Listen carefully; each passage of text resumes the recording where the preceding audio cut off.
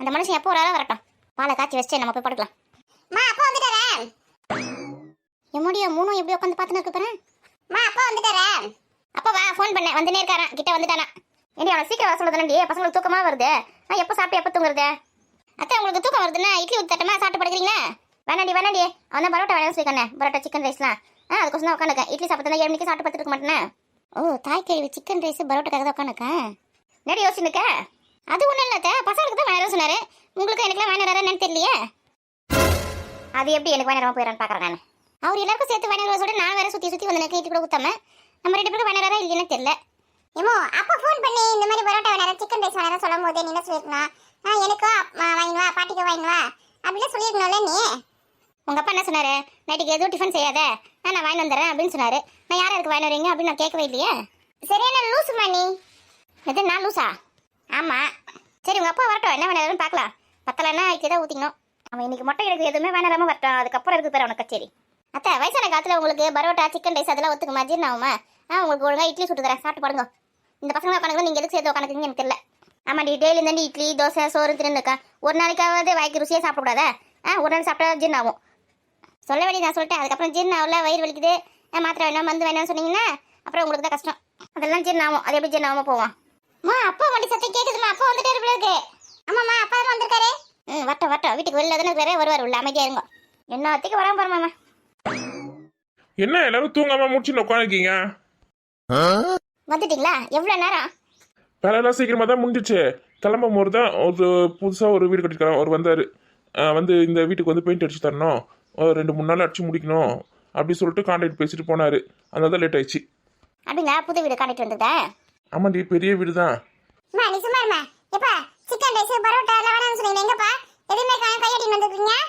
நான் எப்போ சொன்னதெல்லாம் வேணாம்.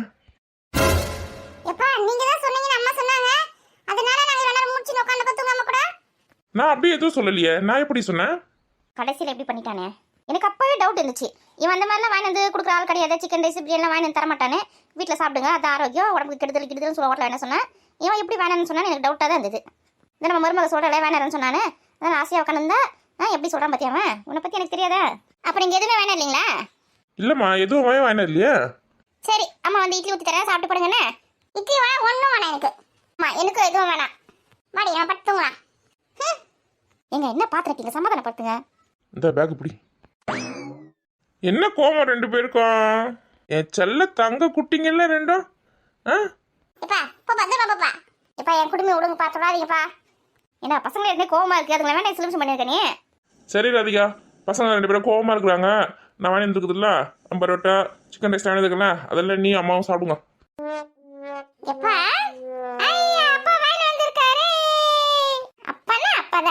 நீங்க தான் என் மேல கோவமா இருக்கீங்களா? என்கிட்ட பேசாதீங்க. எனக்கு கூட கொஞ்சம் நிமிஷத்துல திக்குனாய் போச்சு. கடைசியில் இட்லி சாப்பிட்டு தான் பத்து தூங்கணும். 7 கழுத வயசானவன் இன்னும் சின்ன குழந்தை மாதிரி விளையாடி காம்ப. என்னால நின்று பார்த்துனுக்கா போடி. பசங்களுக்குலாம் வச்சு குறி தட்டில் அப்படியே அம்மாவுக்கு வச்சு எடுத்துனுவா. அம்மா உனக்கு பரோட்டா வேணுமா இல்லை சிக்கன் ரைஸ் வேணுமா பிரியாணி வேணுமா? பிரியாணி போய் வாங்கிருக்கியா? அப்போ வந்து எனக்கு பிரியாணி மட்டும் போட்டு கொடுமா. அம்மாவுக்கு பிரியாணி மட்டும் வேணுமா? கொடு.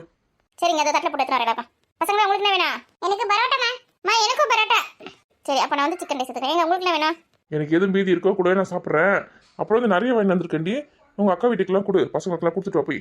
நிறைய வாங்கி வந்துட்டீங்களா? ஆமாண்டி, அவங்க மட்டும் வாங்கி வந்து நம்மளுக்கு கொடுக்குறாங்களே, நம்ம வாங்கி வந்து அவங்களுக்கு கொடுக்கணும்ல. பசங்களுக்கு எதுவுமே கொடுத்துட்டு வா. நீங்கள் சீக்கிரமாக வந்து இருந்தால் பரவாயில்ல. அவங்க சாப்பிட்டு தூங்கிட்டாங்களான்னு தெரியலையே. இல்லடி, வீட்டுக்குள்ள டிவி ஓட சத்தம் கேட்டுச்சு. இன்னும் யாரும் தூங்கல போல இருக்கு. சரி உங்களுக்கு போட்டு கொடுத்துட்டு நான் உங்களுக்கு கொடுத்துட்டு வரேன். சரி இப்போ தட்டில் வச்சுத்துறேன். சரி நான் போய் கை கால் முடிஞ்சுனா கழுவின்னு வரேன். ஒரு நிமிஷத்தில் நான் கூட பயந்து போயிட்டேன். இவர் வந்தோன்னா சாப்பிட்டு கொடுக்கலான்னு பார்த்தா எதுவுமே வேணும்னு சொன்னோன்னே ஐயோ நம்ம இப்போ சமைக்கிறோமோன்னு பயனும் வந்துச்சு எனக்கு. தூக்கம் வருது. இது வரண்டா. பசங்களா 2 பேரும் கையெல்லாம் கழுவிடுவாங்க போங்க. சரி கை கழுவிட்டீங்களா? யார் என்ன கேட்டீங்க? கீழே உட்காருங்க 2 பேரும். ஆமாம்மா, கீழே எல்லாம் சிந்த மாட்டோம்மா. குடுடி இப்படிங்க குடி, அப்படியே சாப்பிட்ட குடுடி. சாப்பிட வந்தா கீழே சிந்துங்க. பரோட்டா தானே, அப்படியே சாப்பிட்ட குடு. பிள்ளைங்களை செல்ல கொடுத்தே கெடுக்குதுங்கம்மா இந்த பெருசுங்க தான். சாப்பிடும் போது கட்டில மேலே உட்காந்து சாப்பிடலாமா? கீழே தான் உட்காந்து சாப்பிடலாம். கீழே இறங்குங்க. நம்ம எப்போ பாரு இதே மாதிரி தான் பண்ணுறாங்க. சந்தி கீழே இறங்குவா. சரிண்ணே. சாப்பிடுங்க. அத்தை சாப்பிடுங்க அத்தை. வேற ஏதாவது வேணுமா உங்களுக்கு? குடிக்க தண்ணி மட்டும் முண்டு வாடி. சரிங்க அதை எடுத்துன்னு வரேன். இல்லையா உங்கள் அக்கா வீட்டுக்கு கொடுக்க சொன்னா எடுத்துன்னு கொடுத்துருவா. பசங்க சாப்பிட்டு தூங்கட்டான். இந்த போராட்டேன். பரவாயில்ல, பிரியாணிலாம் சூடாக தான் இருக்குது. பரோட்டா பிரியாணி எல்லாமே சூடாக தான் இருக்குது. அப்புறம் பண்ணிக்கலாம் ஜில்லு ஆகிடுமே பார்த்தேன் அவன் வரத்துக்குள்ளே. மழை சாப்பிடுங்க. பரோட்டாலாம் நல்லா மென்று சாப்பிடுங்க, அப்போ தான் ஜின்னு ஆகும். சரிம்மா. இப்போ கொடுத்துட்டு வாடி, நின்று வேடிக்கை பார்த்துனப்ப. சரி இதை போகிறேன். பரோட்டா உங்களுக்கு போதுமா, என்ன வேணுமா? எனக்கு போதுமா. எனக்கு கூட போதுமா. சரி, பரோட்டா நிறைய தான் இருக்குது. பிரியாணி 2 பார்சல் இருக்குது, சிக்கன் ரைஸ் 2 பார்சல் இருக்குது, பரோட்டா இருக்குது. என்னென்ன பார்த்து எடுத்து கொடுத்துருங்களா. அவர் வந்து பிரியாணி தான் சாப்பிடுவார். அவர் பிரியாணி எடுத்து வச்சிடலாம். பாட்டி உங்களுக்கு பரோட்டா வேணுமா? பரோட்டா சாப்பிட்றீங்க? வேணாங்க நீ சாப்பிட்டியா? கொஞ்சோண்டு சாப்பிட்டு பாருங்க பாட்டி, நல்லா இருக்கு, சூப்பராக இருக்கு. வேணாப்பா நீ சாப்பிடுப்பா. உங்களுக்கு பிரியாணி வேணுமா? சாப்பிட்றியா? வேணாம் பாட்டி, நீங்கள் சாப்பிடுங்க. ஏண்டி உனக்கு படிக்கிற வேலை எழுதுகிற வேலை எதுவும் இல்லையா? நான் தான் நாளைக்கு காலேஜுக்கே வரப்போகிறது இல்லையா, நான் எதுக்கு படிக்கணும்ப்பா? காலேஜுக்கு வராமல் வீட்டில் உட்காந்து என்ன பண்ண போகிற நீ? நாளைக்கு மாமா வர சொல்லியிருக்காருலடி. அவர் வேணும் ஸ்நாக்ஸ் யார் சாப்பிட்றது? நான் பாட்டு காலேஜுக்கு வந்துட்டேன். ஓ, வீட்டில் உட்காந்து ஸ்நாக்ஸ் சாப்பிட்னு இருக்க போறியா? அஃப்கோர்ஸ். உங்கள் கிளாஸ் இன்சார்ஜ் யார்? விஜய் மேம் தான். விஜய் மேம் பற்றி உனக்கு தெரியுமா? அவங்க ஒரு நாள் லீவ் போட்டால எப்படி திட்டுவாங்கன்னு. அப்புறம் பேரண்ட்ஸோட வந்தால் தான் காலேஜில் சேர்ப்பேன் அப்படின்னு சொல்லுவாங்க. இதே ஒரு நாள் லீவ் போட்டாலும் பேரண்ட்ஸோட வரணும்னு சொல்லுவாங்களா? ஆமாம், போன வருஷம் எங்களுக்கு அவங்க தான் கிளாஸ் இன்சார்ஜ். மேடம் ஸ்நாக்ஸ் சாப்பிட்றதுக்கு தான் காலேஜ் லீவ் போட்டு உட்காந்துருப்பாங்களாம். மாட்டேன் நல்லா. ஐயோ என்னடி சொல்கிற நீ? +2 படிக்கும்போது எத்தனை நாள் லீவ் போட்டிருக்கேன். அப்போல்லாம் கூட பேரண்ட்ஸை கூட்டணும்னு சொன்னது கிடையாது.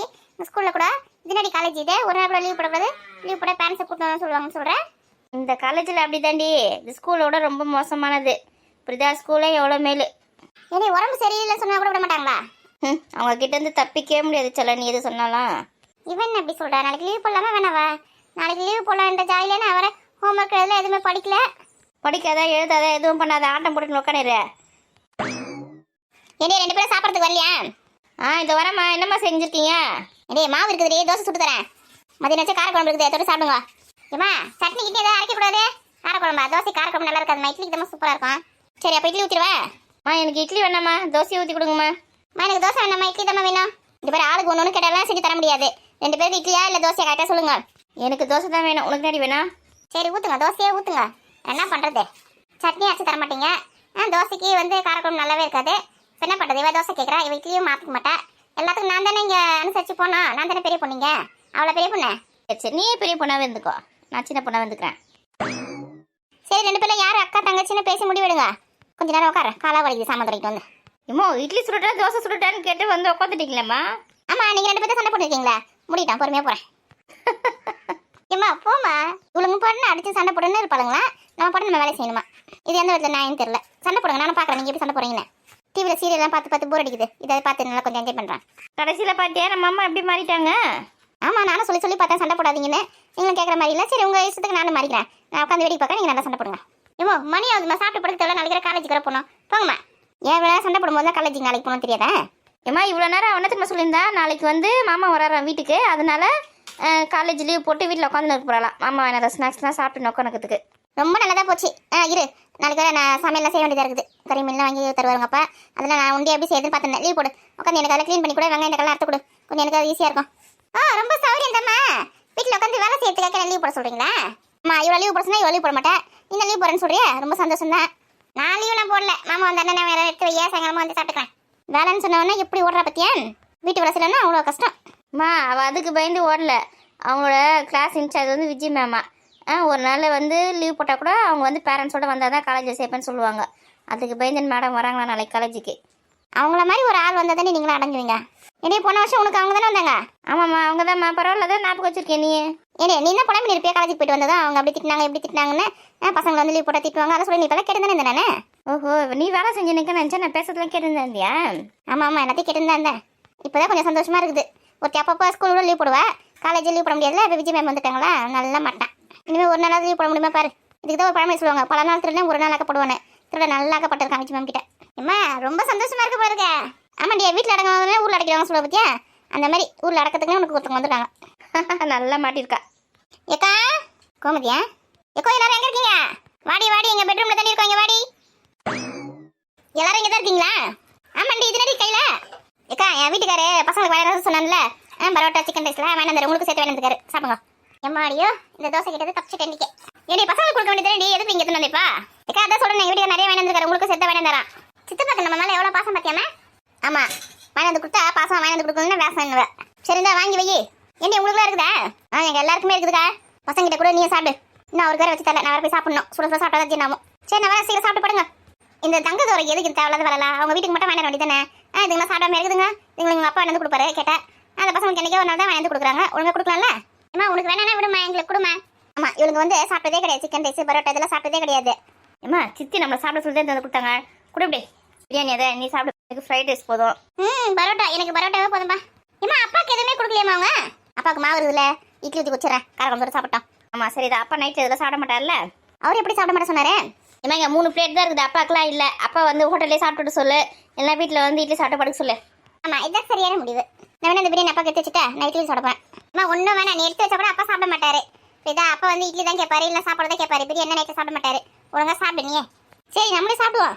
தங்கத்தூர் எந்த கடையில் வாங்கணும்னு தெரியல, நல்லா தான் இருக்கு. நல்லா லெக் பீஸ்லாம் போட்டு கொடுத்துருக்காங்க. சாப்பிடு சாப்பிடு, என்ஜாய் பண்ணு. சாப்பிட்றதுல ஒருத்தர் ஓவர் டேக் பண்ணி போறாங்கம்மா. மழை சாப்பிட்டு கொஞ்ச நேரம் அப்படியே உலாத்திட்டு அப்புறமா படுங்க, அப்படியே படுத்துக்காதீங்க. ஜி நான் அப்புறம். சரிம்மா சரிம்மா.